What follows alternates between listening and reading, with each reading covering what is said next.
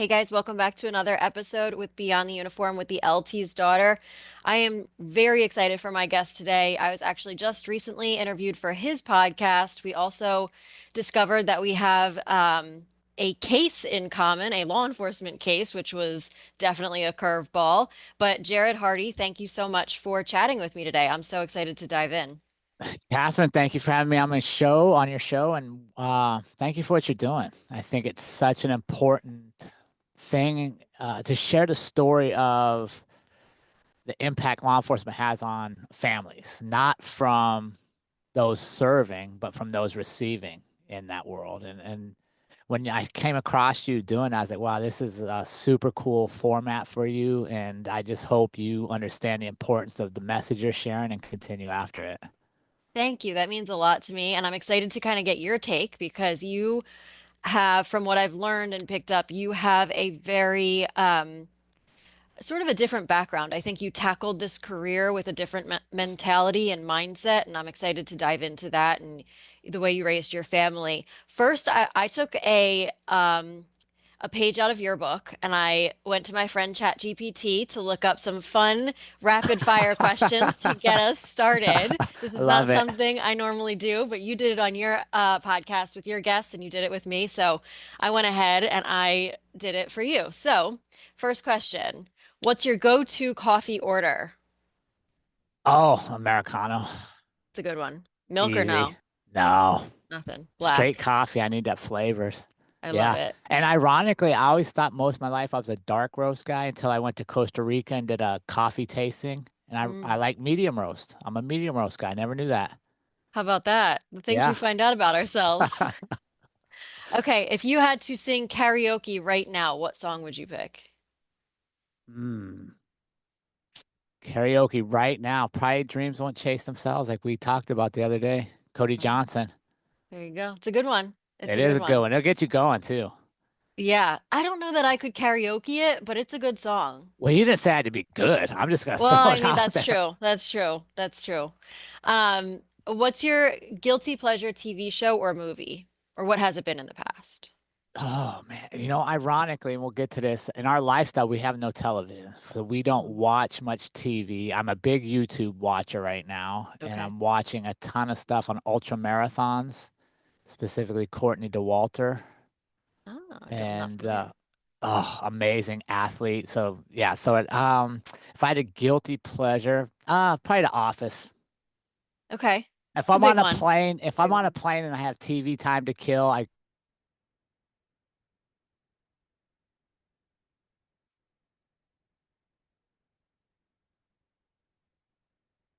Uh-oh.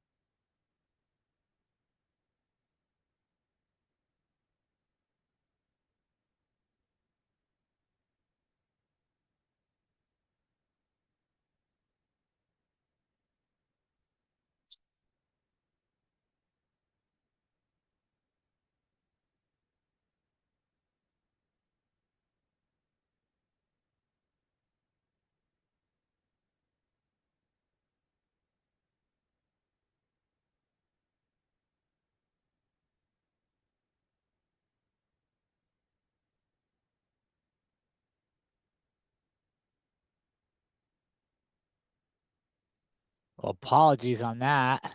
That's okay. That's part of I Airstream life. Oh my gosh, yeah, I'm just sitting here, my computer is completely shut off. Oh no. Yeah, I have no idea what happened.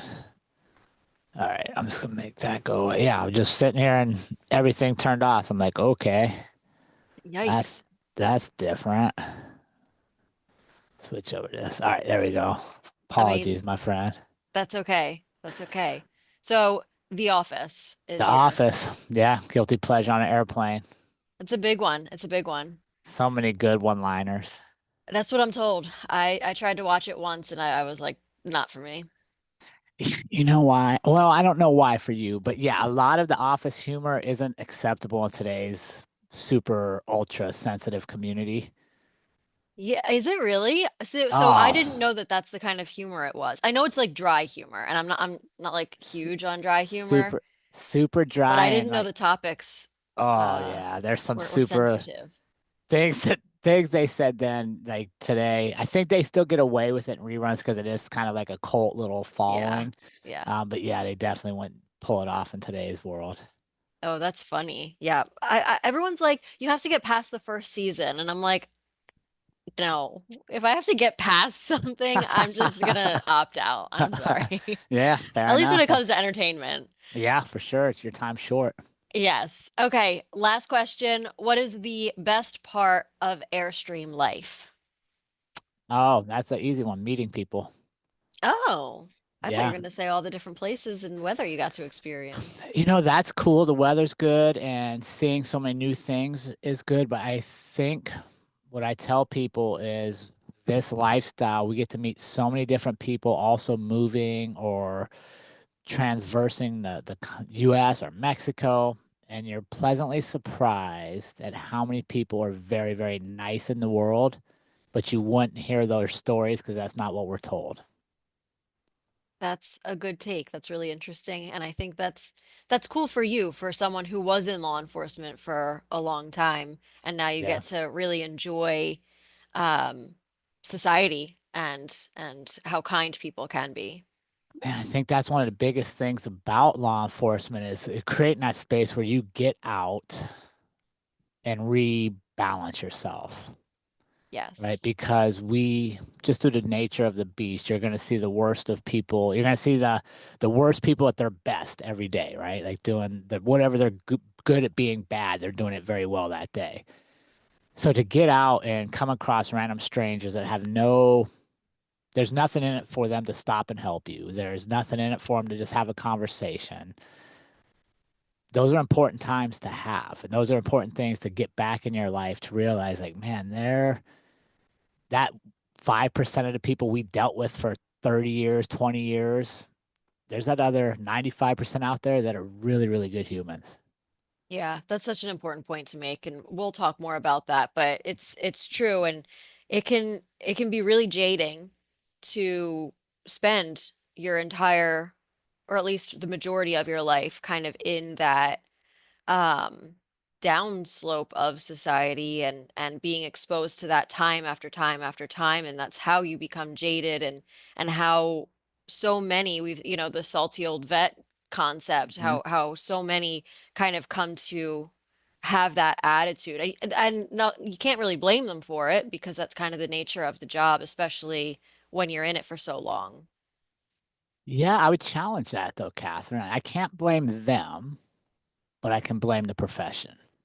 Yes. Right? Like, because here's like you experienced this, and your dad was in the career before me, and I experienced it in the career, and the people in the career after me experienced. There's those people that are the JD veterans, the salty dogs, the retired on duty, if you will, that are just going through the motions to collect the pension. But here's what I'll challenge: they didn't start that way. Mm-mm. There's very few rookies you'll ever see in any agency around any part of the country that come in lazy, that come in not wanting to give 100%. And if they get in, they shouldn't pass FTO. They should get fired somewhere along the way because they're not living up to what they signed up for. So the question is then, if we're not hiring them like this, how are they becoming this way? And a lot of it's our culture. Hmm. A lot of it's because we don't have conversations like this where you come to me and go, "Hey, Jerrod, you had some big goals and stuff last year, and I see you haven't put in the work this year." Or, hey, you used to go to the gym all the time and now you don't work out much. What can we do to get you going again? Or what are your aspirations in a career? And continue to challenge it and invest in the people instead of just allowing them to do certain things. Yeah, and that's such an important point too. And I listened to your episode on Blue Grit Radio with Mm, Eric Tung, and yeah. I think you dove pretty deep into this concept in that episode, and I really appreciated your take and enjoyed listening to it because it's something that I think about a lot. Um, but it seems like such a big task. It seems like an impossible ask. And I think a lot of people in the profession right now, a lot of those salty vets and what have you, leaders would say the same, and they would chalk it up to that and just kind of carry on as they are.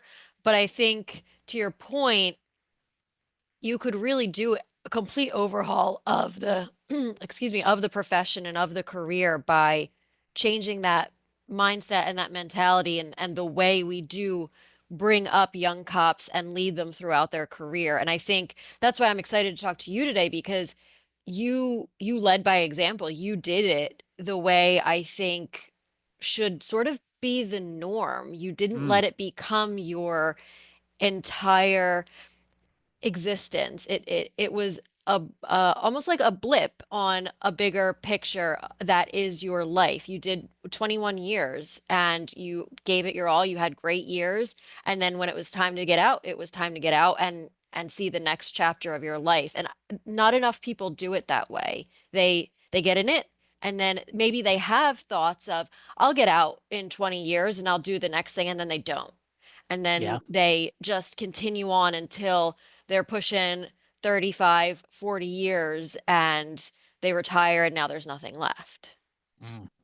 Well, thank you for that compliment. I definitely did it different. I agree on that. Different than most of my peers, different than a lot of people that I know. And I took some ridicule for it. And I took, some questioning. And not everybody understood why I would do what I would do. That's the culture. It is.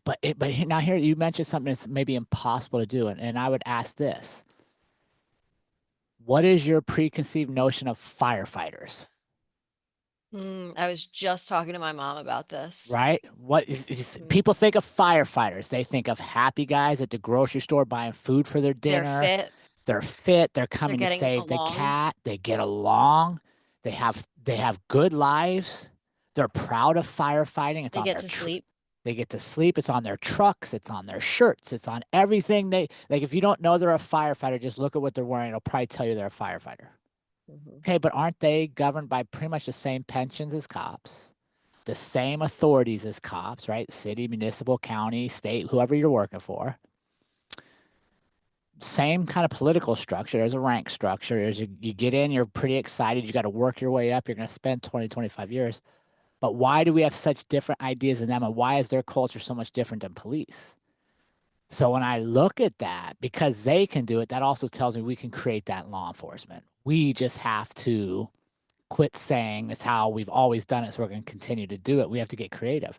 And one of the things I love, and like part of your show is part of this format, is your generation is going to challenge all of the reasons we're doing the things we do because it no longer makes sense to you. It doesn't feel good to you. Yeah, And that's so when I hear salty people or people are like, oh, this next generation, I challenge like this next generation is going to make you a little bit better, right? Because they are going to force us, if we're open, and we want to actually address recruiting and retention and all the data points that we advertise for and we offer bonuses and stuff for, and realize the next generation isn't chasing bonus checks. While bonuses are nice, they're chasing employment that makes them feel valued, like they're important, and it is rewarding work. And if we don't change a little bit within law enforcement to create that atmosphere, we're always going to be behind in our numbers. absolutely. And I will say, for anyone listening who is probably coming up with plenty of excuses for the comparison that you just made, I to law enforcement's credit, I do think that when it comes to that comparison, they do have challenges that firefighters don't For have. sure. They're more politicized. They deal with people at their worst more so even than firefighters do. Um, so I'll give them that. But also when it really comes to like the top down and the way the industry is structured, I think it needs to be changed and it needs to be overall run differently. Like I said, I was talking to my mom about this. Like, firefighters are fit, they get to sleep, they get to eat well, They get to take care of their families. They have such a different lifestyle, and it doesn't need to be so different. There needs to be more similarities. And I think, again, to your point, the more we start having these conversations and talking about this, the more things will kind of start to shift a little bit. And Yeah, and and I think the more we teach, right, the more we teach yeah. it. Something I always throw out in my classes when I teach, because I that's one of the things I did is I didn't want to just take my career and go and just be gone. I'm going to give back to the profession that provided for my family. And one of the things when I teach is this very topic, right? So you think about firemen. How many do you know personally any firefighters? Maybe one or two, yeah. Okay, do they have side jobs? Uh, I think they're volunteer, so yes. Okay. If you go to any fire hall, most of the firemen, at least half, a third, are going to have side jobs. They're going to mow yards. They're going to be working Yeah. on landscaping, snow removal, guard, whatever their other passion is, they are already investing in that. Hmm. So that when they're done firefighting, they have something else to do. Or while they are firefighting, they have an outlet beyond firefighting that allows them to explore themselves. Hmm. Yet in law enforcement, if one of your cops has a side hustle, they're almost looked down on as Hmm. uncommitted. Oh, you got 1 foot out. Oh, you're going to be a realtor. You got 1 foot out the door. I'm not going to send you to training. I'm only going to send this. But right, we have this culture where if you're not 100% in and narrowly focused, somehow that's a bad thing. And I'm like, no, like, and that's one of the things I did. I had other things going because I knew I had a 20-year window. That's all I wanted to serve. I wanted to go do something else. So I didn't wait until the day came to be like, well, what am I going to do? You're looking at what do I enjoy in this career, and then how do I take what I enjoy and do it outside of the career. I loved running the academy. I loved teaching new officers. I loved teaching in service to veteran officers and challenging their thought process and getting them to see they're more than what they might think they are and giving them new ideas. So it made sense then for me, if I want to get out of it, it's time to move on. What can I do? What is my skill set? Well, my skill set's in coaching, teaching. Let's go into that. There's a Yeah. market for that, right? Hmm. And I think that's sometimes where cops lose the long term vision, right? Like you love investigating car crashes and figuring out who's at fault. Guess what? Insurance companies pay crazy money for that kind of stuff. You like compiling data and looking for fraud in financial transactions. Guess what? Banks will pay you good money to go do that. One of the saddest things I hear, Catherine, is when cops say, I don't know what else I can do. I'm only a cop. Hmm. And I'm like, look Long at story your short. skill set, interpersonal communications, conflict resolution, decision making under stress. Like our tangible skills fill a resume for damn near Absolutely. any job we want, Hmm. if only we realize it. Yeah. Yeah.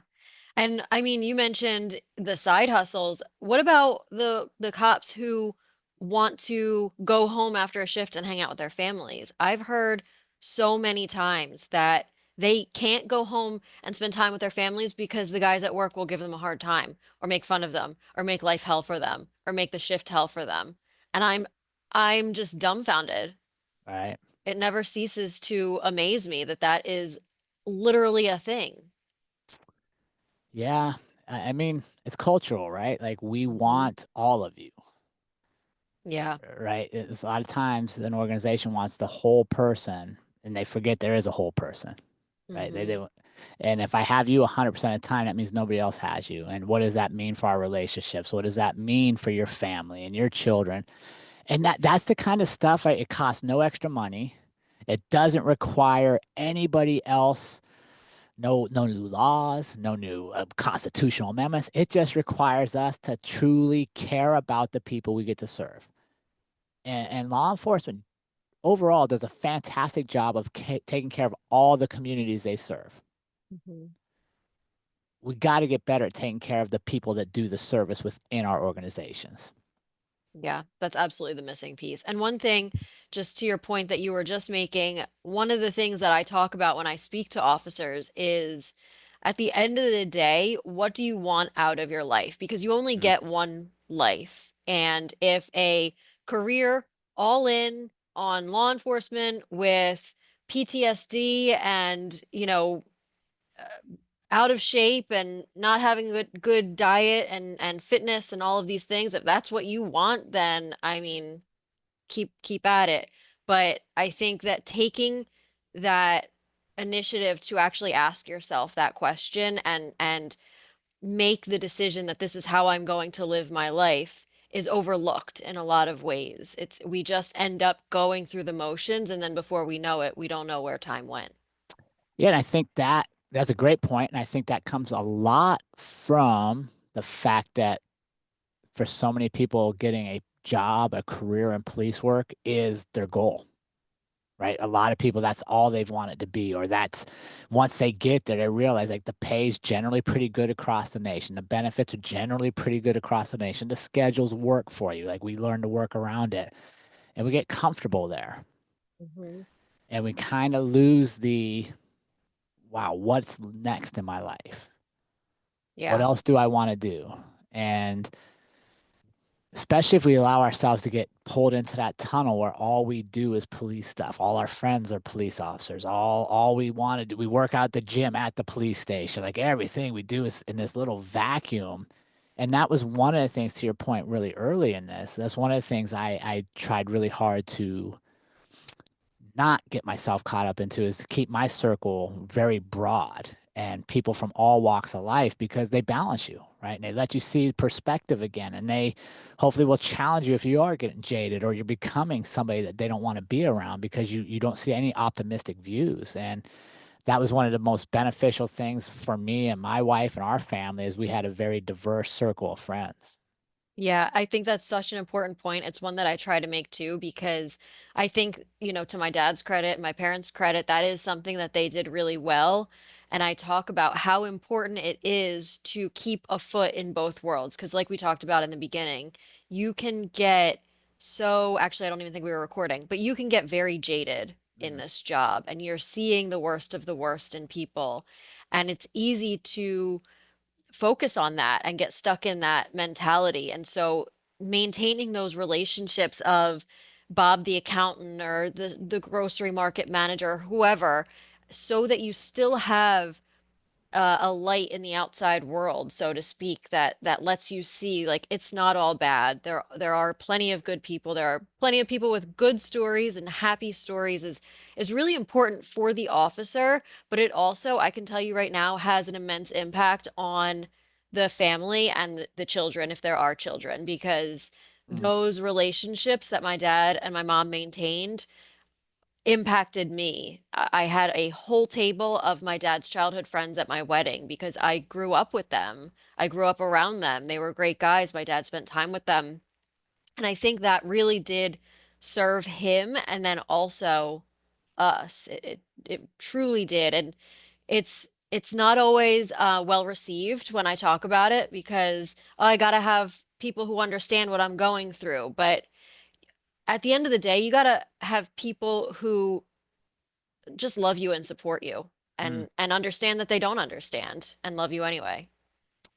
Yeah, and there's a great quote out there that says that if you and I agree on everything all the time, there's no need for both of us.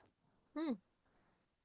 Right. So think about it. If you and I agree on almost everything all the time, what are we talking about? Yeah. How are we growing? Hmm. Right. Those conversations would usually be pretty negative because like we're not growing. We have nothing new to offer. So we're going to talk usually poorly about what we see around us. It's Hmm. easy to get spiraled down to a negative circle because there's no growth. Right. So Yep. that's one of the things I love. And we talked about being curious in life. And that's kind of really what propelled a lot of my lifestyles. I just want to be curious. I want to learn from everybody I meet. And Hmm. if we cross paths, there's a reason we cross paths today. And I don't know what it is, but I need to be curious and open. Am I supposed to teach today? Am I supposed to learn today? Am I supposed to talk? Am I supposed to listen? And that is a big thing. And that's one of the things we've got to challenge ourselves with, is filling our circle with people that already think like us all the time. Hmm. Yeah. You also mentioned something interesting that um, some of these negative mindsets and negative habits kind of self-perpetuate from the mindset of always wanting to be a cop. Hmm. from the people who set out, played cops and robbers, and I know that that isn't necessarily your background. So I'd Right. love to, and this is again something I talk about a lot. It's not my dad's background. I'd love for you to kind of share about why you did decide to become a cop because I want to kind of go down this rabbit hole a little bit. Sure. Yeah, no, I had one. I'm not a big plan A, plan B, backup plan kind of guy. I usually create one plan and get rid of safety net so I can't fail. And I was going to be a professional baseball player. That was my goal my whole life. That's all I wanted to do. And then I got to college and realized there was a whole nother level to the athletes out there, and I wasn't there. So I was having lunch in the cafeteria and I saw an Air Force recruiter sitting at the other table. And my dad had been in the Air Force and I was raised on Air Force bases. So I was like, well, that would buy me 4 years to figure out what I want to do in life because I'm clearly not going to the big leagues. So I signed up for the Air Force, took the ASVAB test, and law enforcement came up as an ideal career choice. So that's what I did in the military, and I enjoyed it. I had some good assignments there. And then when it was time to get out of the military after 4 years, I just transitioned into civilian law enforcement because the military had trained us and prepared us, and it was very easy um, skill set to market in the hiring process because I was coming with college and with skills in the actual field. So it allowed us to get our foot in the door. Yeah. And so again, as I mentioned, you didn't grow up always dreaming of being a cop. It wasn't your calling, so to speak. It wasn't everything that you were about. And I think that that's really important to note because I've talked about this with my dad too. He became a cop. And again, I kind of get scoffed at sometimes when I talk about this and that's the kind of the culture again going back to that concept, but my dad needed a job. He was laid off, so he started bartending and he was like, I need a real job with real benefits. I want to have a family. So he became a cop because his older brother was a cop, and he was a really good cop and a really good dad. And I think his mentality going into it really served him because he didn't get caught up in, you know, the job needs me. I need to work overtime. I need to be there for my guys. I need to, um, this is my calling, so I can't get away. I need to prioritize this. He didn't get caught up in any of that. And I think that that really set him apart and set him up for success in all of the things that mattered to him personally, aside from professionally. Yeah, I think that usually makes the best applicants, those that are coming with prior life experience, those that are well-rounded, and those that see the job as a job, right? Like your family still should come first. And we tout that a lot in hiring processes. And we want people that have these things. And then sometimes they get in the profession and we allow it to just narrow down. It becomes only about the job. Yeah. And were you already with your wife when you became a cop? Yeah, we were dating. We got married 2 years into the career. So yeah. Okay. So 2 years into the career. So was it like a learning curve for her too, or Oh, not for really? sure. Yeah, Yeah. for sure. Because we met in college. The first year of college. So I got out of the military and I took 1 year between starting my civilian career to go back to college to see if I liked it anymore the second time, which I did not actually like it that much more. And so we met then. And then, yeah, the police career started. We had been dating about a year and a half. Okay. What do you think was the, not to speak for her, but what do you think was the Yeah. biggest kind of shock for her? I would say, because she's told me this, the biggest shock was how many of her friends no longer want to be friends because of the job. Really? Yeah, like we were friends with them, but as soon as they found out I was a policeman, like they didn't want to hang out. Like they were always guarded around coming over, and none of our behaviors changed. Like they were good people, but I think that's one of the things that sometimes drives the culture within the buildings is the fact that a lot of people that have been in circles with you, have been acquaintances, push you aside or don't want to be there. Or if they do want to be around you, it's usually with, hey, Catherine, I just have a quick question for you. Yeah. Well, my brother-in-law, my neighbor, and you're like, dude, we're at a barbecue. Like, I'm not Right. here, right? Yeah. So I would say that was the biggest thing that she had mentioned was just the fact that it changed some of her social relationships. And was that, I'm kind of curious because I guess this is an added layer to what we were talking about before. As much as you want to live in both worlds, it can be difficult. So, was this the result of because people didn't like the police or because they could not resonate or they perceived that they wouldn't be able to resonate with quote who you were now? I, Or I, they didn't want to put up with the schedule because I've heard that too. well, that definitely puts a damper on things when your weekend is Tuesday and Wednesday and nobody wants to Right. barbecue on a Wednesday night. Um, no, I think it was just more the preconceived notion they had from watching movies and whatever back in the day that like cops are always on duty 24/7 and they're going to be counting how many beers I drink to see if I should drive home from this barbecue and they're watching, and you're like, dude, like time off is time off. And I think immaturity, right? Like, we were 20, let's see, I was 25 when I got in it, so not super young, but not as mature as I should be.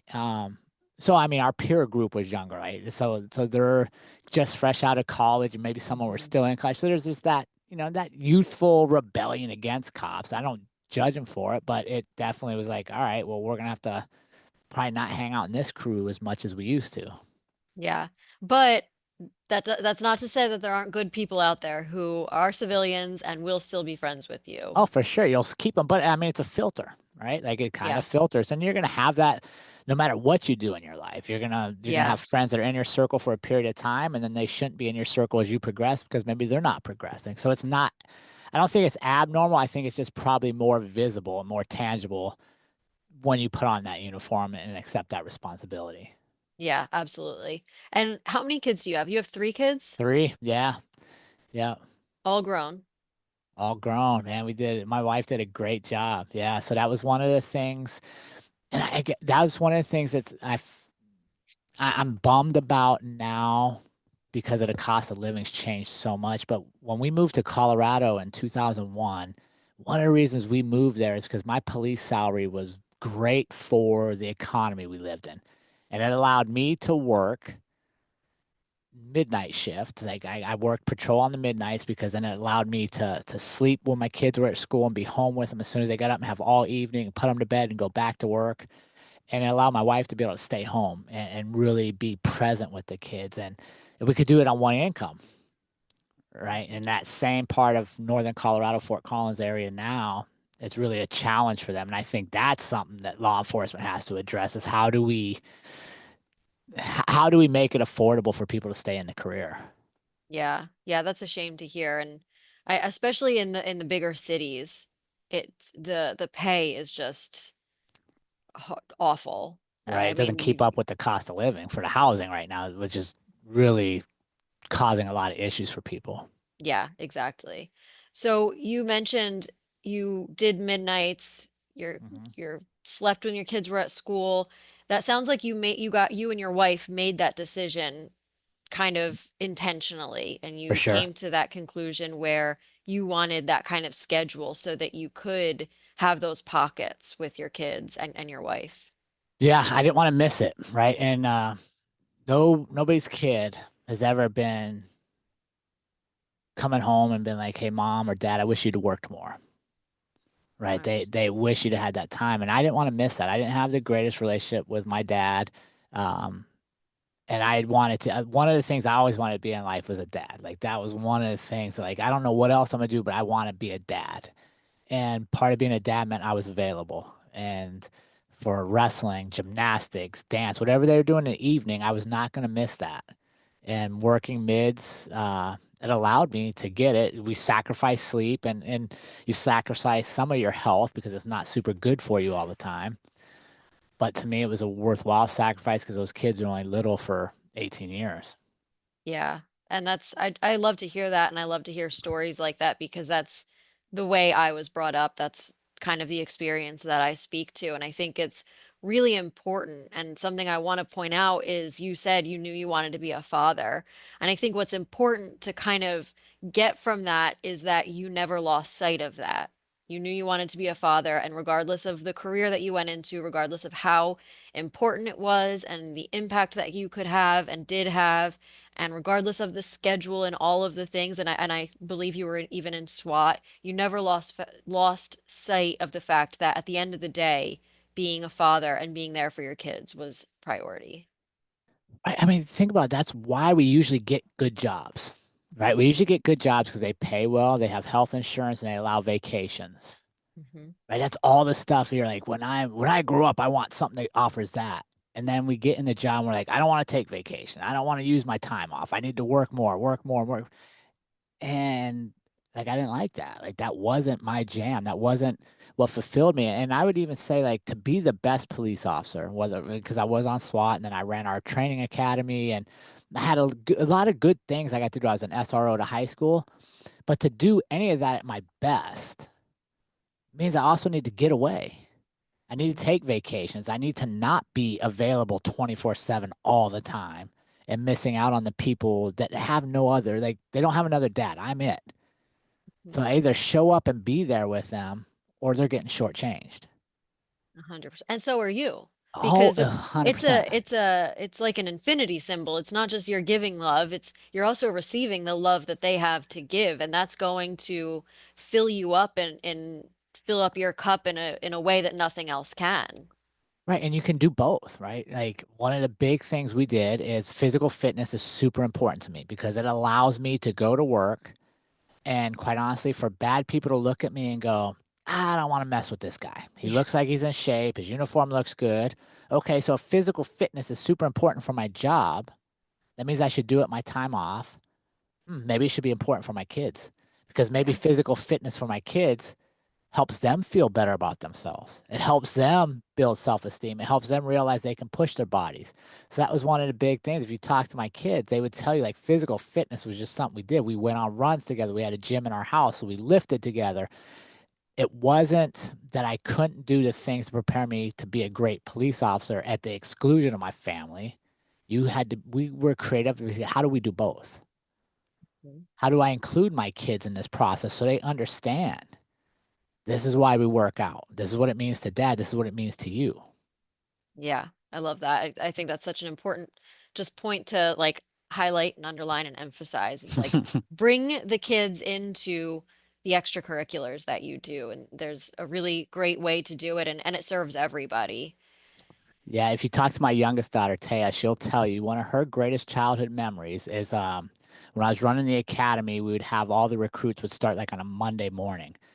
And tradition was the Sunday before I'd go back to the office, technically on a day off, and we'd put together all their notebooks and I'd lay out the classroom because I was particular on like I wanted everybody's individualized stuff. Okay, it's a day off. You're gonna miss out with your kids. But what we did is Taya and I created a ritual, and it was just her and I, just dad and youngest daughter. We literally went, we got coffee together. Then we went to the office, and I would print them, and she'd put the sheets in, and she was part of it. And I Yeah. can't tell you like how many times 5, 6, 7 years later, she'd be like, "Hey, how's Dolly Nab doing?" And I'm like, "How do you remember Oh, her?" She's like, "I remember putting her binder together, and I liked her name." Like she remembered that stuff, right? So yeah. even though I was at work and it could have been time away from the family, I was fortunate enough that I could include them in some of that processing. Yeah, that's so cool. I love that you shared that. I love that you did that, and I love that you just shared that. That's amazing.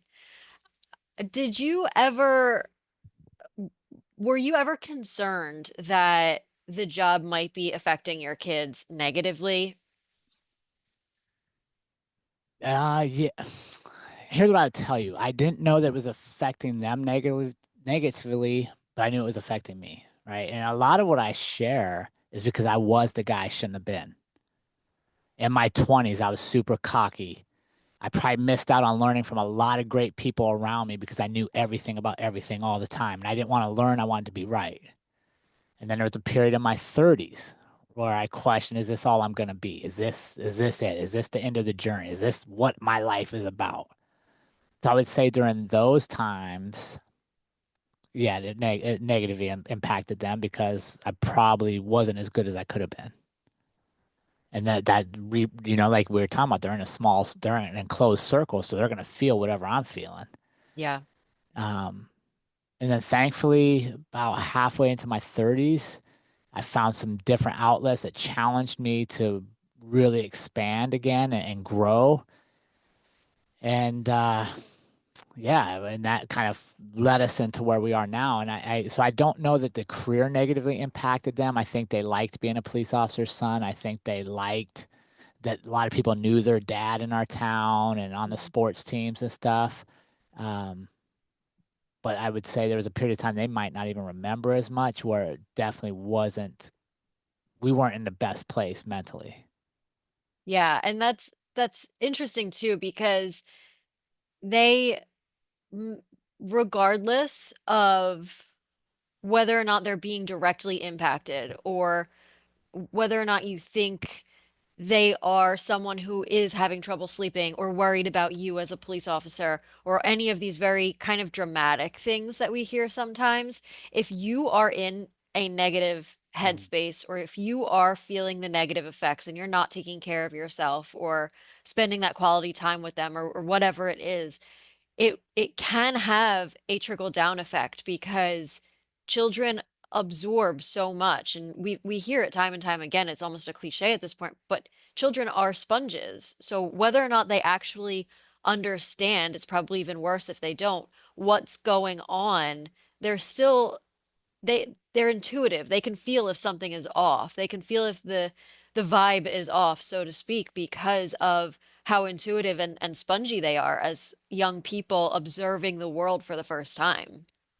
No, you're absolutely right. And I think one of the biggest impacts I probably had on them is not having barriers between them and the job, right? Like when I first got in the career, email was just coming online. And, it was a new thing. So there was an expectation. You got an email, you respond it right away. It didn't matter if you were at work or not. So you're constantly on your computer. And this was even before cell phones, right? So we had beeper, so there was just so many times that I should have been with them, that maybe I was with them, but I wasn't with them. That, now looking back, I'm like, gosh, if I could do that again, I would have had more definitive boundaries between this is dad at work and when dad comes home, all this other stuff that doesn't really mean anything at the end of the day goes away. And I think that's why I'm excited about the next generations because they have a much more defined value set on that. Like, I'm Mhm. going to respond to emails when I'm at work or when it's convenient for me, but I'm not sitting here 24/7 waiting for you. Yeah, Right. I'm yeah, not. And that's why I always tell you, Catherine, I'm excited for the next generation. I'm excited for where we're going because we've made so many mistakes along the way. It's time to learn and apply the lessons. yeah. And hopefully that mentality stays that way where I'm at work, I'm at work. If I'm at home, I'm putting the phone away, I'm not bringing it home. And it's Right. interesting you just brought that up because I literally just wrote down cell phones because I wanted to ask you about cell phones. Obviously, I grew up in the 90s and early 2000s, so it wasn't really a thing for me. And when my dad was forced to get a BlackBerry, he was not happy about it. It, Jesus. it went in the desk, and I don't Uh, know how many times it came out. Um, but that being said, it is obviously a tool that is heavily utilized in today's society, and it's something that I hear about a lot. Um, as beneficial and as helpful as I'm sure it can be, it can also be very distracting and a deterrent. Is cell phones something you eventually in your career had to kind of build boundaries around or figure out how to kind of navigate being yeah. on work when you're at home? Yeah, for sure. We called them crackberries when they first came out Why? because it was like crack. Like these Oh, people yeah, now yeah, all of a yeah. sudden had 24/7, they could just pull it off their hip. We used to joke about it because our supervisors got them before all of us got them. Right. And like we would joke about their crackberry because you'd be talking to them, they'd be pulling out because it's vibrating. They'd pull it out. Like it was just this, we got conditioned to like if it Like vibrated, you had to, foreshadowing. yeah, exactly. But I think, I mean, there's studies out there now that say the current generation is trending away from smartphones. A lot of them are going back to a flip phone, so they're not so accessible all the Okay. time. And I think there's a balance, right? Like I use a lot of social media. I'm on technology for business and stuff, but then I also have well-defined business hours.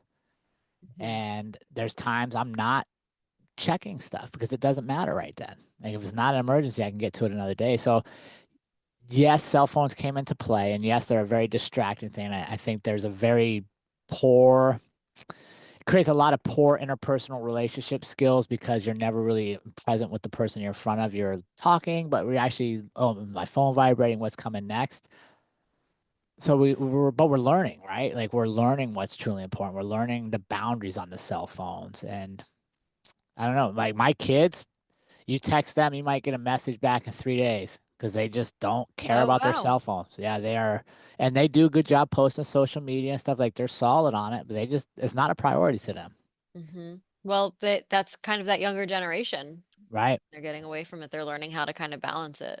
Well, they've seen the impact. I was just going to say that they've seen the damage that it's done to the older generations, and they're like, I don't want that. Well, speaking of that, have you, I don't know your experience with this, but I'll tell you who I think's worse with the cell phones right now. The baby boomers. Grandparents. They're Mhm. awful. Mhm. My grandparents are awful with the cell phones, and they don't even know their filters, right? So they get up from the middle of a conversation and run over to check a random spam email.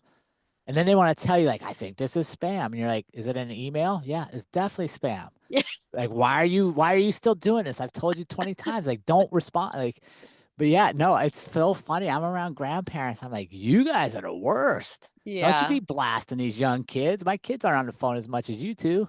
Yeah, it's true. And they love Facebook now. Oh, Facebook is all the jeez. rage with the grandparents. Such a detriment to them too, right? Like, and you're like, do you understand? Like, all social media is it's math. Like, they're trying to keep you in a little lane and get you to respond a certain way. So every time you get fired up about reading about your favorite bingo's canceled, like, Yeah, why are you even on there? Like, what are you doing? Get on there, see your grandkids, tell them you love them, get the hell off. No, we don't need all your political views. We don't need like, nobody benefits from that. if only. If I know. only.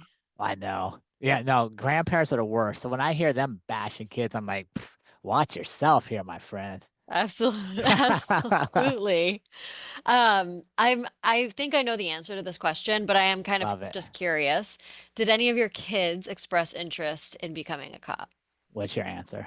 I think no. Yeah, no, Yeah, no. They're no, living in vans, they're living in buses, they're a lot yeah, cooler than that. No offense to any of the cops out there, but ah, that's a no, lifestyle all of it on its own it that I is, can't and wrap my mind around. it's super cool. I didn't know we were doing it. My wife secretly raised hippie yuppie kids behind the scenes because I thought we were sending them down the Unbelievable. right path, like a different path, not the right one. I take that word back. No, and it was one of the things I was very open with them. I was like, if you want this career, go do some other stuff.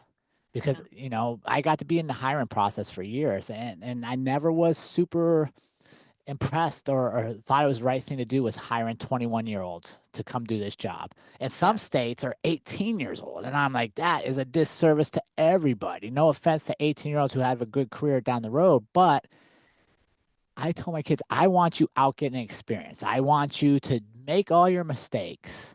Whatever mistakes you're going to make in your young life, do it before you have the pressure of the badge, the pressure of the politics of, oh my God, this cop did this stupid thing, or this cop, well, look who he's hanging out, right? You don't need all that pressure. Go live your life. And if you want to do this job, it will still be there, right? It's never going away. And so, no, none of my kids so far have been inclined to this. Yeah, and I don't know if they ever will be. And if they don't, I'm perfectly fine with it. Yeah. You touched, well, first of all, I love that you did that. I love that you like led them in a way where it guided them in a way where it's like if you want to do this job, you absolutely more power to you, but there is, you know, kind of a way to go about it, and this is what I recommend, from your personal experience as a trainer. So I love that you kind of imparted that wisdom on them because I think that's very important as we talked about the life experience, the mindset going into the job, what you want to get out of it, all of this. And on that note, I want to talk about what you just mentioned about such young people becoming cops because again, you can be 18 in some places, most places is 21. Um, your brain's not fully developed till you're 25, so what are we doing? Right. On the flip side, it can be a young person's career in a lot of ways. So I spent a lot of time thinking about this because one of, I think my dad's innate strengths and everything that kind of came with this was that he was 31 when he became a cop. Yep. So Good life experience. exactly. Life experience. He had a college degree. He, again, his mindset going in on it. He needed a job. All of the things. He knew what he wanted out of life, like I mentioned in the beginning. At 31, you kind of have a decent understanding of that. Family. Yes. Hmm. But you don't, we can't expect people to become cops at 31 across the country, obviously. I don't think that that's realistic to Sure. say. But I also don't know that 18 and 21 is the answer too. So I go back and forth like what is the answer? Is it something that we have to consider? Should there be a 25 age limit? Should there be 4 years in the military, 4 years at college before we let these people on? Because it's it really is, to your point, a detriment to everyone involved if we are giving these young people just kind of coming up in life, coming out of mom and dad's house. Here is a gun and a badge, and go talk to these people twice your age going through really serious, scary Mhm. experiences. No, I think you're 100% right. I think you got to reverse engineer it, right? And okay, what are the outcomes we want and who's qualified to do these? Right. And I think it's a combination of things. I think it's a combination of military service, college. Like, what is that? I mean, people are like, oh, you don't need to go to college. I agree. You don't have to. Right. But what do you learn in college? You learn to be open to other people's ideas. You learn to process information. You learn how to learn. You're a professional student. Mhm. Okay, what do you learn in the military? You learn teamwork. You learn camaraderie. You learn sacrificing for others. You learn the importance of service and duty and showing up all the time, right? What do you learn from working at Subway? You learn interpersonal communications. You learn decision making. You learn how to run schedules. You learn customer service, right? You learn so much from so many things. So to me, I say, okay, what are the behaviors we want? How do we get people that have demonstrated those behaviors? Not talked about the behaviors, not this is what I would do, but show me what you have done. And if your community is an upper middle class, college affluent community, your cops need to be that, right? Because they're going to have certain expectations. And I think sometimes we forget to ask ourselves, what does the community we serve and look like? And what are their expectations? And I venture to say, if you go to most communities, say, hey, do you feel good with a 19-year-old showing up on this call? They're going to tell you they don't feel good. So then why are we putting somebody in that position to begin with?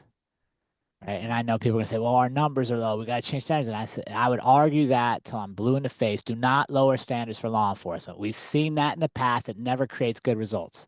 Yes, it might get your numbers in, which are numbers. Those are not highly qualified people. Those are numbers. Mhm. You're better off not having the numbers, but keeping the quality of people. And eventually, everything's in a cycle. Recruiting numbers will come back up. The economy will change. People want to be in law enforcement. And then you'll reach your numbers with the kind of quality you want to keep for 20 or 30 years. Yeah, 100%.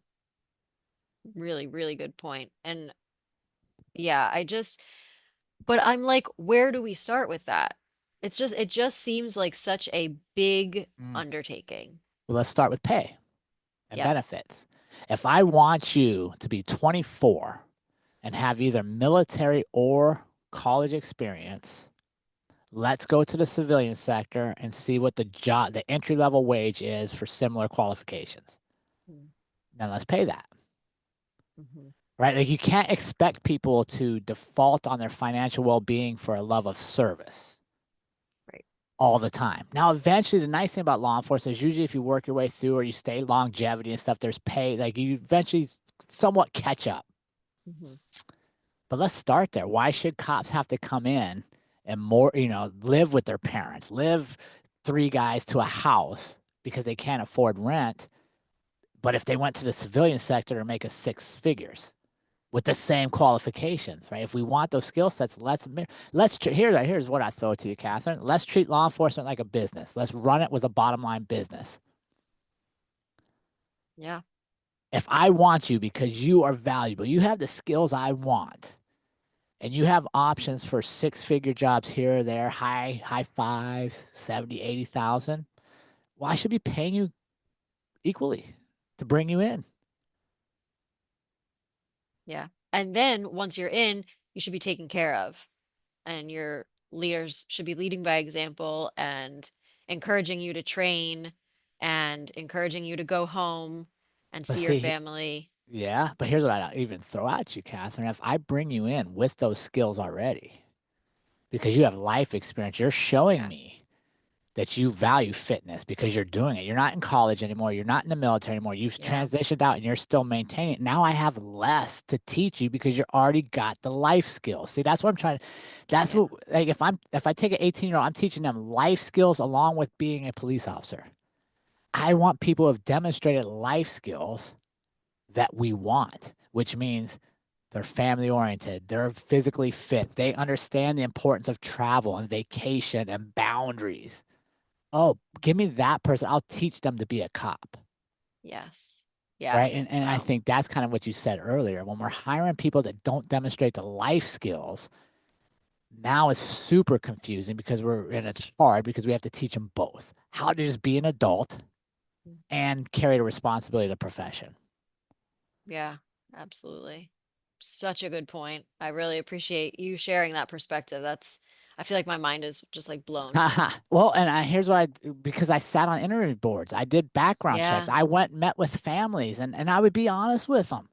Right. One of the things I loved in Fort Collins is we did very thorough background checks and we traveled the country if people were applying with us. And I would sit and be honest with parents, right? Like, hey, your son's a super qualified or your daughter's super qualified.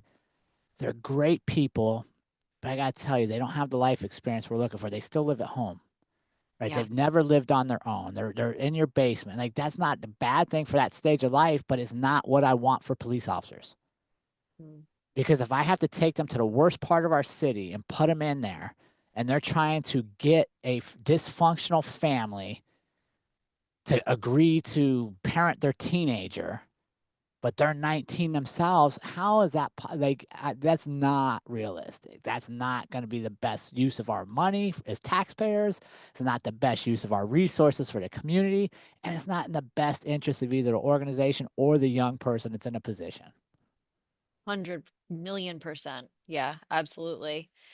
Do where you were in Fort Collins, did you Mhm. guys do or do you currently do the lie detector test? We did a CVSA. Yeah, so not a polygraph, but similar. The computer voice stress. Oh, okay. I've never heard of that.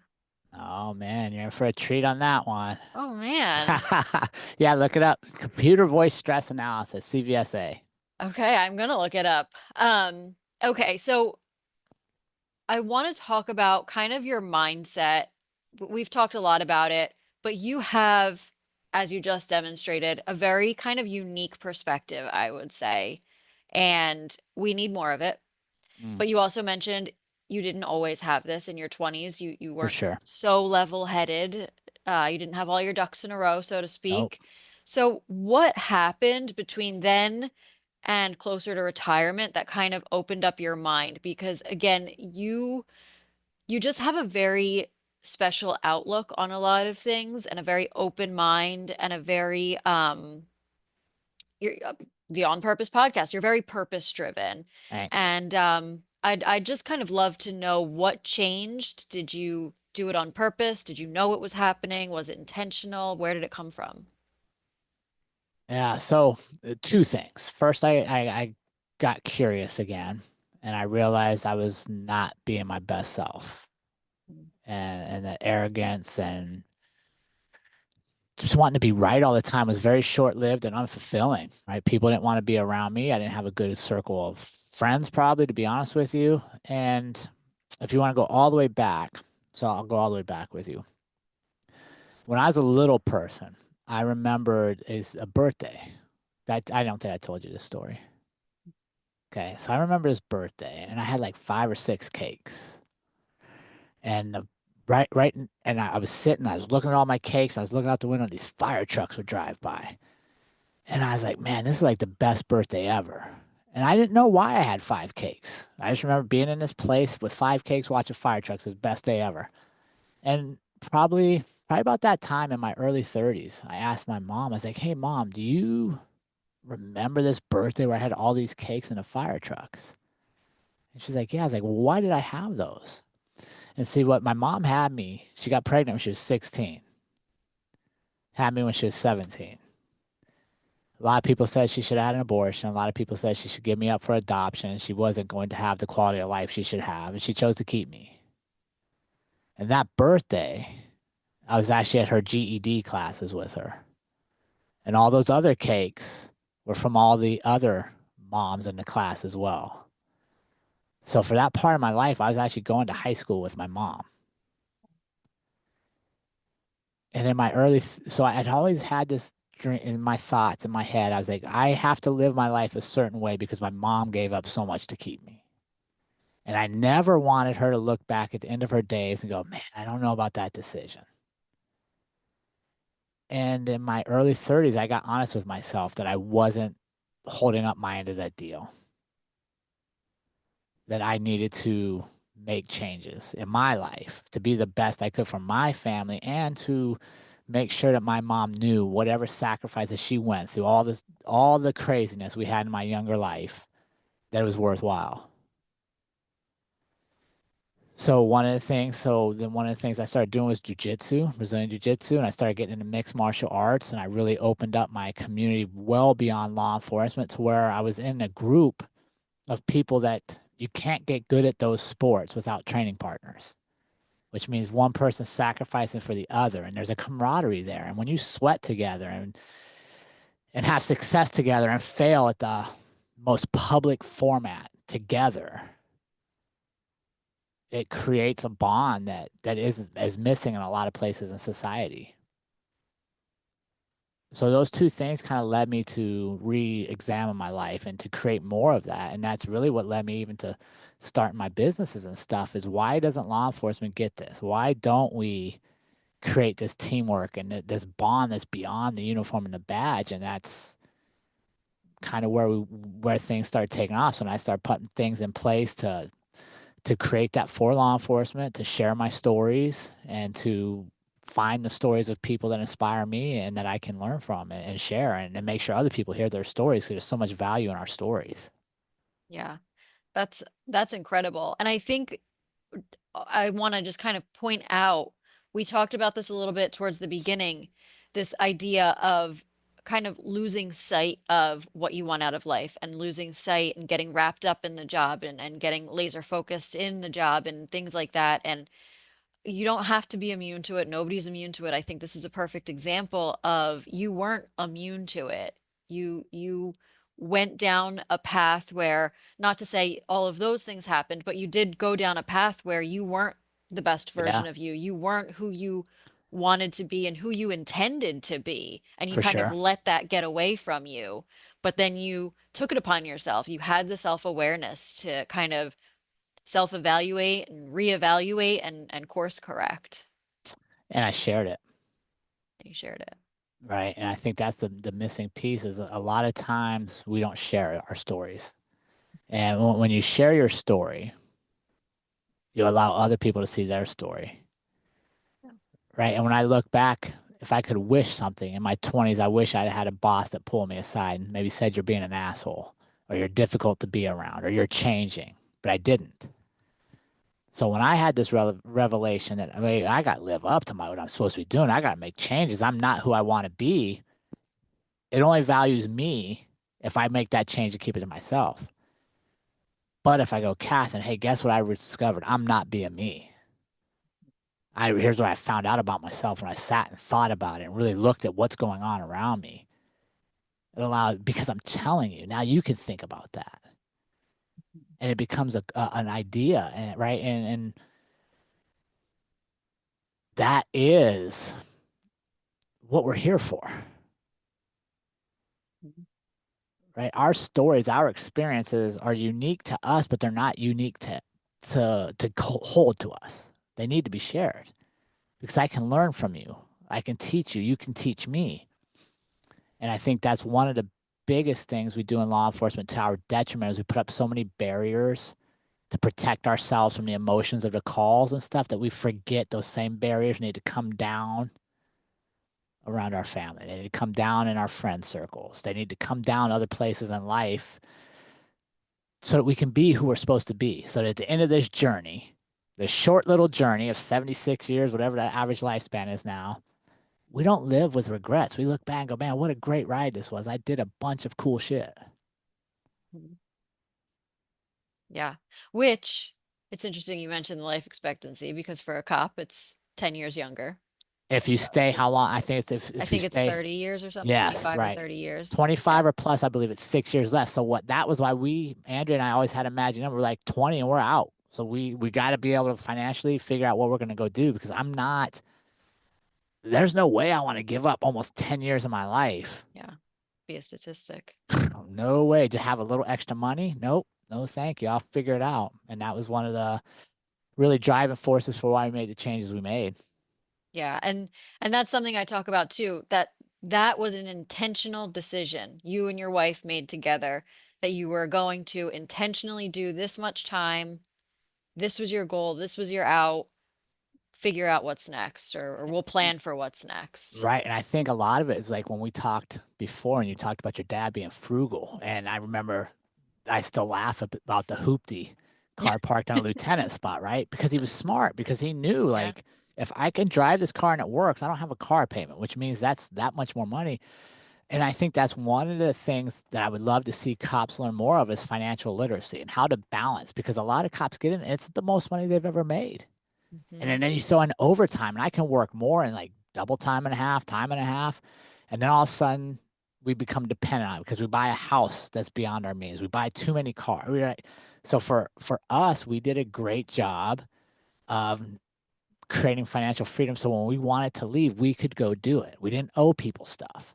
Yeah. And that's usually the caveat that, right, they call it the golden handcuffs that keep you there is because you owe. Hmm. Hmm. So that's something I would love, like in an academy or something, to teach financial well-being and wellness so that we get young officers ahead of the game and how to manage their finances so they have the freedom to go do stuff. Yeah, especially if we're going to keep hiring young people to be police officers. They got to learn how to manage their money because again, to your point, they come in, they're young, they're making all this money and they get stuck in the overtime trap or they get stuck wrapped Right. up with shiny object syndrome and they want the coolest car and they want to look cool and look good and all of these things. And it's a very dangerous trap to find yourself in, especially once you get to a place where you start having a family. Right. And you see it. The NFL does it, the NBA does it. Any place that's taking people that haven't had access to large sums of money before and now have it, they have financial classes for them. Obviously, Mhm. there at the sports level is on a much grander scale because the Right. numbers are higher, but it's still the same thing. A lot of times we are not taught how to be good with our money. And that's a slippery slope for cops that aren't good with money, right? There's a lot of things that can happen there. One of which is they stay in a career where they should have left, but Yep. they don't have the means to leave. And that's one of the things like my favorite athletes of all time, my favorite people are those that retire when they're still really good at what they're doing, but they don't want to have the downslide publicly, right? They don't want to be that Yeah. fighter that keeps coming back and fighting like, dude, you retired 4 times. You should have stayed retired. Yep. So that's kind of like I feel like I left when I was still really good at my job, which meant people would probably miss me, Hmm. and they don't have memories of me being anything less than what I was. And that felt good to me to leave it better than I found it, leave people that could carry on what we had created, but still have like energy and excitement to go do other things in my life Yeah. And leave on a high note on your terms. on your terms. Right. A lot of Yeah. people don't leave on their terms. They hit an age limit, they're forced out, or injury forces them out, or they're Hmm.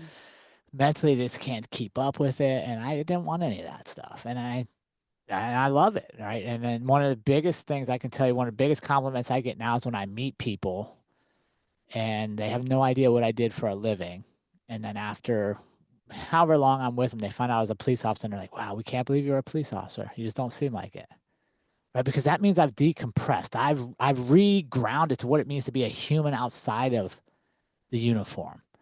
Yeah. And if we don't take vacations, we don't take that time away, 20, 30, 25 years later, that builds up in you and it becomes a huge piece of your personality. And you may not notice it, but other people will feel it from you. Yeah, absolutely. And you made a good point that I was thinking of earlier is law enforcement, I think, is easy to lose sight of that human element. You are Mhm. still a human. You're not a robot. You're doing something that human beings were not necessarily designed to do. And so get out of your ego, get out of your head and take care of the human element of who you are. And those you lead Yeah. require it, Hmm. right? Well, let's get to a point where vacation isn't optional. You need to take 30 days a year. You need to take 1 month off a year to go do something else, right? There's a quote I love, and it says, the more you travel, the less you know. Hmm. And I found that to be so true because I think I know stuff, and then I go somewhere, I'm like, I had no idea, Yeah. right? Because the more you travel, the less you know. You're open to things, you're learning things, you're seeing it firsthand. And one of my favorite groups of people are the smoke jumpers from the Forest Service, Hmm. right? And if you ever get a chance to see if we got a connection, we'll get one on the show for you. But their Yeah. lifestyle, their balance is phenomenal. And they're highly fit, highly motivated, elite people, right? They're the ones that jump out of the planes into the forest fires when nobody else can get to Hmm. it. Wow. But they work like 8 months a year. And you know what they do the other 4 months? They travel. Like when you're around them, they're going to South America, they're going to Asia.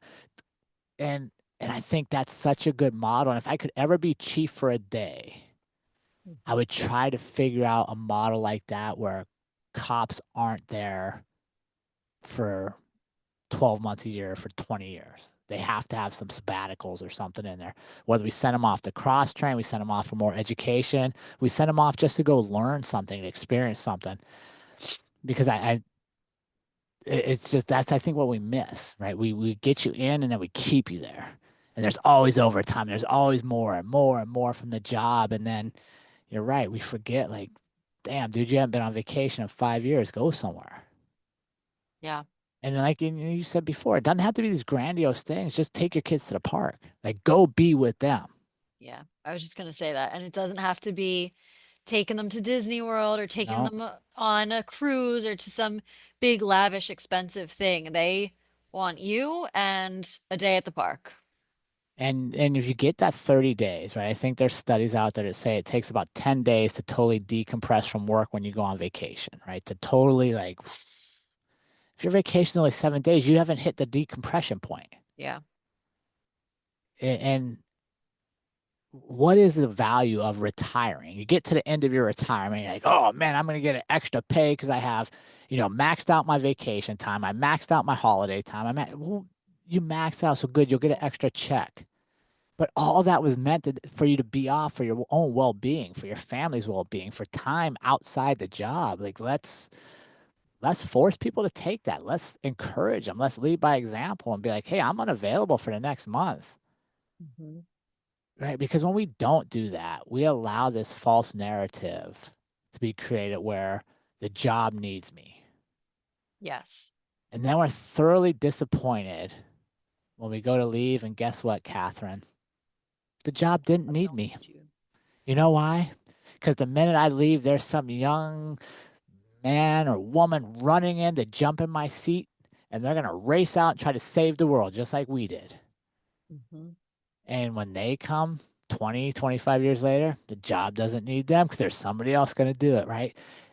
We've got to work on our own balance that we are part of the job, but the job is not all of us. Yeah. Because there's only one of you and you need you and your family needs you. Yeah, for sure. And if you don't show up for you, you can't show up for anybody else. Yeah, exactly. I love that. Amazing.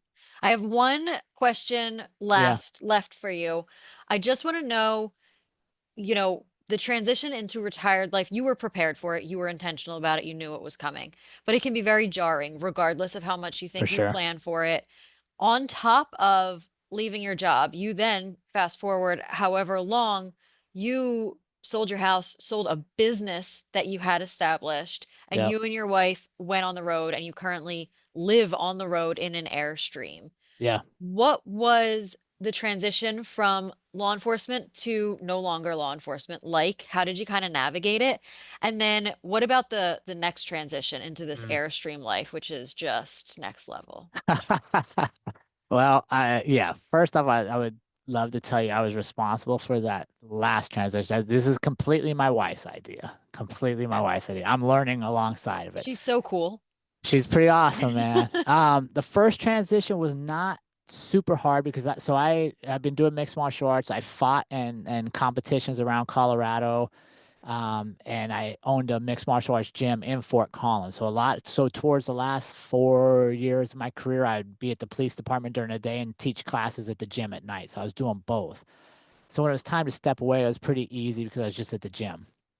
Then COVID hit and everything shut down.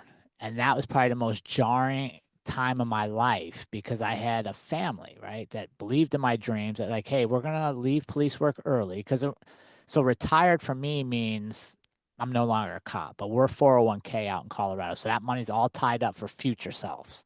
So we still have to make money right now. I'm not getting a pension or anything like that. So my family believed in me. We make the leap to leave, and then COVID hits, and now we can't open. The gym has to be closed. So now we're like, oh my gosh, this is nothing I'd ever planned for. There's no business classes that told you to plan for a global pandemic.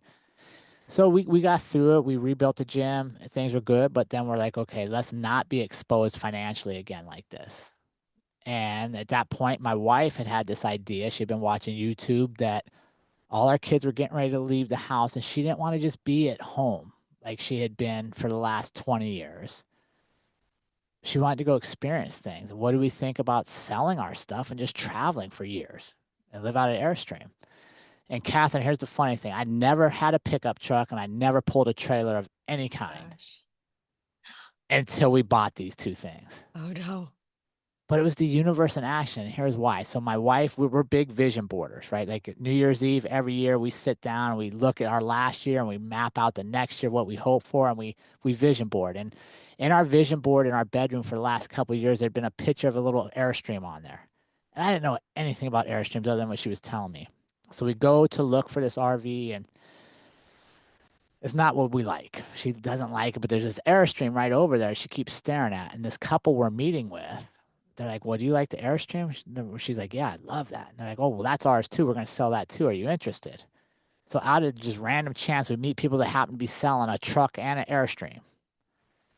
So long story short, most of our life, I do the scary shit, and she kind of is like, "Oh, I don't know if we should do this, but I'll follow your lead, right?" Like I'm fighting in the cages, I'm doing the stuff. On this one, the roles flip. She's shaking hands and hugging people, like, "Yep, we're gonna buy the Wow. truck and the Airstream." My stomach's literally in knots. I'm like, I have no idea how to do any of this stuff. So I have this little dude. He's I don't know, probably in his 70s. I'm like, you guys here, run me through everything I need to know about this trailer, and I'm just filming him on my phone so that when it comes time, I watch the video. Like I didn't know how to hitch a trailer, how to unhitch it. I had no idea whatsoever Oh until my we gosh. bought these and we pulled off the out of the storage unit with them. And then I spent hours watching YouTube videos on how to back up trailers. I had little matchbox cars that I was like practicing on.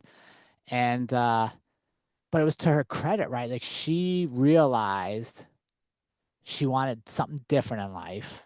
Mhm. She had the courage to explore what did that look like for her and then share it with me. So now I have an option, right? Like I have a choice. Like we've been married at that point 21 years.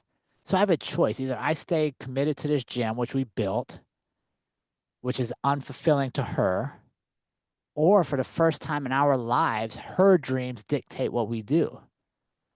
And I'm being going back to being curious, right? And realizing like, okay, what lives up to what I said I was going to do in life is to create all these experiences my mom never had.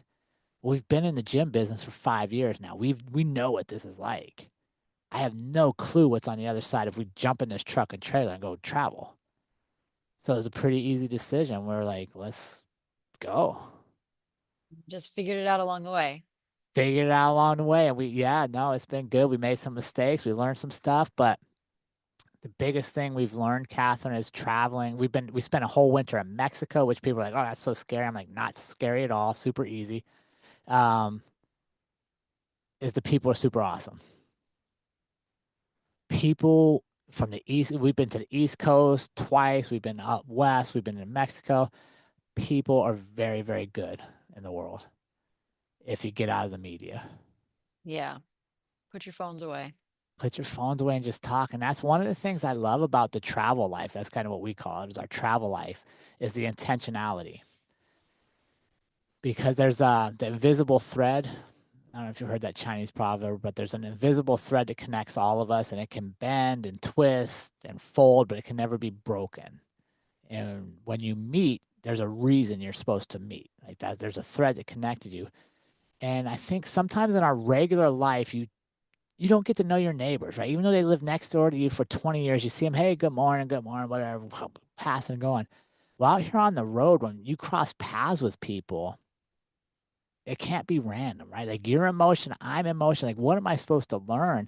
So we get to meet people from so many different walks of life, so many different beliefs and experiences that it's just crazy to hear their stories and to share your stories and to see where you're going. And we're young for being out here. Like a lot of times we'll come across people that are like in their 60s and Oh, 70s. wow. Yeah. They're the traditional Good retired for them. snowbirders, Yeah. whatever. But here's what I'll tell you, Catherine. None of them have ever said, you guys should have worked another 25 years. They Mm. all say, man, we wish we'd have done it at your age. You're ahead of the curve. I don't know. Well, maybe for us. And this life isn't for everybody, but I think the lesson in it is life is short. Like, do what it is that gets you excited. Don't be afraid to write a new chapter. And like, I think that's kind of, I wrote a book and I kind of live my life like a book, right? If you're reading my book and my book is Jerrod got hired as a police officer, and then the next 20 chapters are Jerrod's life as a police officer, then the last chapter is Jerrod died, you're probably not reading that book. Yeah. But if you read like Jerrod was a college athlete, Jerrod was a police officer, Jerrod was an MMA fighter, Jerrod wrote a book, Jerrod started a podcast, Jerrod traveled. Now you might be like, what's he gonna do next? Yeah. Right? Like live Yeah. your life like it's a book. Create the book you would want to read because it's short. It's Yeah. short and it's not going to, you don't get it back. And you only get one. You only get one and all the people around you are living theirs, right? And I think sometimes if we can't do it selfishly, if we can't look at our story and be like, ah, man, I just can't do it for me. Remember that the stories of the people around you are writing stories too. What's your input in their story? Mhm. Is my input to your story that I was distracted, unavailable, didn't show up, you were there but you weren't really there? Or is it like this is what they meant? Yeah. Yeah. That's such a good note to end on. And on that Thanks. note, Yeah. what is your book called? Where can people get it? Where can people find you? All of the things. The book is Extraordinary People in Ordinary Places, and it's out on Amazon. It's been out for a couple years now. And it was kind of the prelude to the podcast, which is the On Purpose Podcast. And you can get it theonpurposepodcast.com, and then all the links and stuff are there. And then for the law enforcement stuff, I run that through teamhardy.net. And yeah, we teach leadership classes around the country, ground tactics around the country, and a lot of these same messages, which are different in leadership space. And that I challenge people not to try to lead others without first leading themselves. And it's well received, right? Because we are going to change the face of law enforcement. I truly believe we're going to make it much better. The next generation is going to make it a great impact on it because they're going to set boundaries that maybe we've been missing in the past. And we can learn from them and share those messages. Absolutely. So I will put all of the links in the show notes so people can find you. Thanks, my I friend. will also just shout out the On Purpose podcast. I'm going to be on your show in the coming weeks, so be on the lookout for that Yeah. also. Is there anything we didn't touch on? I feel like we could keep going forever, but that you want to make sure we hit? Yeah, we didn't touch on the fact you're doing an awesome job. You Thank you. find the courage to share your voice, and don't be quiet for nobody, right? Keep your light shining and just remember, like, you don't know whose life you're impacting because we can't always see it, but just know that if we don't show up, they can't find us. So keep showing up and keep letting your light shine, my friend. I appreciate you, and I'm glad that our threads have crossed. Absolutely. Thank you so much. I really appreciate it. Thank you.